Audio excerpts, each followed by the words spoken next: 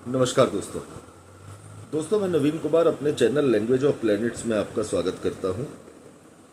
दोस्तों, लगातार जो हमारे पास सबसे ज़्यादा संख्या में मैसेज आ रहे हैं वो ये है कि लोग जानना चाहते हैं कि जन्म कुंडली में यदि मार्केश बनता है तो किस ग्रह का मार्केश किस तरह की स्थितियां या परेशानियां पैदा कर सकता है, क्योंकि मार्केश एक ऐसा विषय है जो गंभीर विषय है जिसके बारे में ज़्यादातर लोग चर्चा नहीं करते, लेकिन ये एक ऐसा विषय है जो अक्सर कई कुंडलियों में कई मामलों में हमने ज़्यादा कष्ट की स्थिति बनाता हुआ देखा है। तो दोस्तों, आज हम चर्चा करते हैं जन्म कुंडली के राजा अर्थात सौर मंडल के राजा, ग्रहों के राजा सूर्य। जन्म कुंडली में यदि कर्क लग्न में सूर्य दूसरे भाव के स्वामी होते हैं, अर्थात कर्क लग्न हो तो सूर्य धन स्थान के स्वामी होते हैं। यदि कर्क लग्न की कुंडली में सूर्य दूसरे भाव में बैठ जाते हैं तो जातक को कुटुंब संबंधी परेशानियां निश्चित तौर पे दे सकते हैं। परिवार के साथ जातक के संबंधों को ठीक से न चलने देना, जातक की वाणी इतनी ज़्यादा कर्कश हो जाना, इतनी ज़्यादा रौबीली हो जाना कि उस वाणी को आसपास के लोग बर्दाश्त न कर सकें, या परिवार के लोगों को उस जातक की वाणी से अपना अपमान महसूस होने लगे। जातक के धन को ठीक तरह से न जुड़ने देना, धन से संबंधित किए गए प्रयासों को बेकार कर देना। राज्य संबंधित यदि कोई परेशानी चल रही है जातक की, मान लीजिए कि किसी प्रकार का कोई कोर्ट केस वगैरह चल रहा है, शासन प्रशासन से किसी तरह की तकलीफ चल रही है, तो उस चीज को बढ़ा देना, उस परेशानी को बढ़ा देना। सिर के ऊपर चोट लग जाना, मस्तिष्क संबंधी रोग पैदा हो जाना, आत्मसम्मान में जगह जगह जहां भी रिश्तेदारी हो, दोस्ती हो, वहां आत्मसम्मान को ठेस पहुंचना, जातक के आत्मविश्वास में जबरदस्त कमी रहना। लेकिन जातक की बातचीत से ऐसा प्रतीत होगा कि जैसे जातक अपने आप में कितना जबरदस्त आत्मविश्वास लिए हुए है। उसको लगेगा कि मैं पूरे तरीके से आत्मविश्वासी हूँ, मेरे अंदर बहुत आत्मविश्वास है, लेकिन वो आत्मविश्वास किसी काम नहीं आएगा। दोस्तों, सूर्य जो है दूसरे भाव में जब भी बैठते हैं, क्योंकि सूर्य को भले ही ग्रहों के राजा हैं, लेकिन सूर्य को पापी ग्रह माना गया है, क्रूरतम। तो सूर्य जब वाणी भाव में बैठेंगे और अपनी ही राशि सिंह राशि में बैठेंगे तो अन्य राशियों के मुकाबले यहाँ पर, क्योंकि ये सूर्य का अपना घर होगा, तो सूर्य यहाँ पर कष्टदायी स्थितियां निर्माण करते हैं। कुटुंब से परेशानी, वाणी के माध्यम से परेशानी, धन की समस्याओं को लेकर के परेशानी जातक के सामने निश्चित तौर से आती है। और यदि ऐसे सूर्य पर राहु, केतु, शनि, मंगल इनका प्रभाव और आ जाए तो ये सूर्य किसी घटना दुर्घटना में मस्तिष्क संबंधी चोट, सिर संबंधी चोट, चेहरे पर चोट निश्चित तौर पर दे सकते हैं।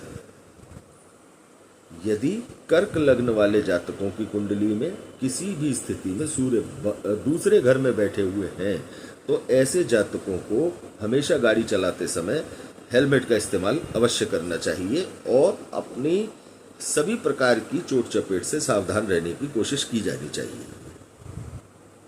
अब बात करते हैं दोस्तों कि यदि जन्म कुंडली के अंदर कुंभ लग्न हो और सप्तम स्थान में सिंह राशि हो और सिंह राशि में सूर्य विराजमान हो,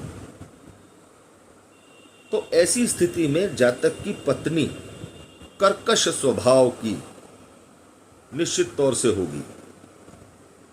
पत्नी को मस्तिष्क संबंधी परेशानी, उसकी बोली में परेशानी, गुस्से का स्वभाव, दाम्पत्य जीवन में निश्चित तौर से कष्ट वहां बैठकर सूर्य बनाएंगे।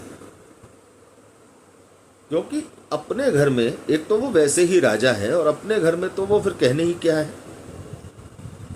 दोस्तों, जन्म कुंडली के सप्तम स्थान में, कुंभ लग्न की जन्म कुंडली के सप्तम स्थान में यदि सूर्य अपनी राशि के बैठे हुए हैं तो जातक का दाम्पत्य जीवन बहुत कष्टमय हो जाएगा। मानसिक तनावों से जातक को गुजरना ही पड़ेगा। दाम्पत्य जीवन में 36 का आंकड़ा बन जाएगा जीवन साथी के साथ।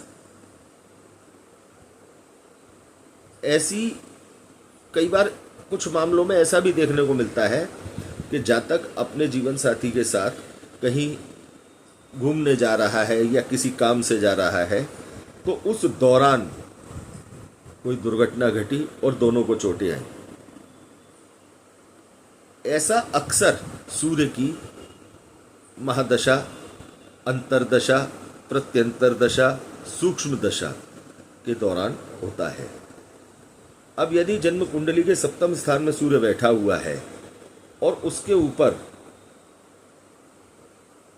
शनि, मंगल, राहु, केतु इनकी दृष्टि और पड़ जाती है, तो ये स्थिति बहुत विकट हो जाती है। जीवन साथी के शब्द बर्दाश्त से बाहर हो जाते हैं।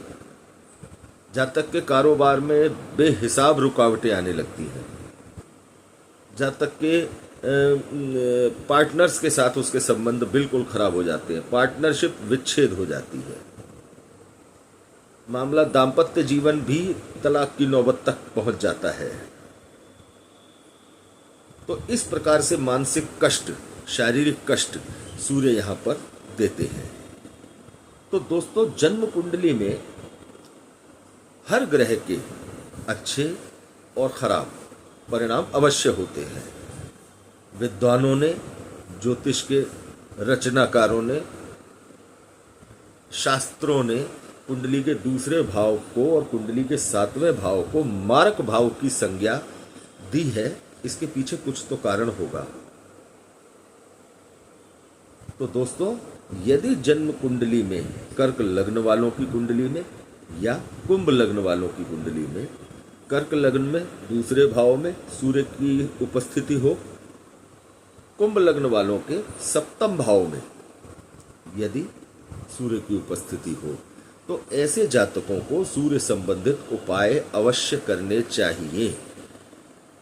सूर्य से संबंधित इन दोनों लग्न वाले जातकों को रत्न धारण करना तो आत्मघाती प्रयास होगा। रत्न धारण बिल्कुल न करें।